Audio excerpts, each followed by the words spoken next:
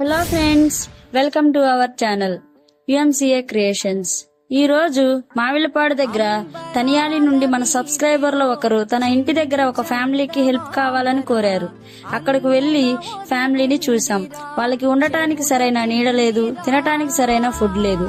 ఇరుగు పొరుగు వారు ఏదైనా సహాయం చేస్తే కడుపు నింపుకుంటున్నారు. వాళ్ళకి ఎవరిని అడగాలి, ఎలా అడగాలి అని కూడా తెలియట్లేదు.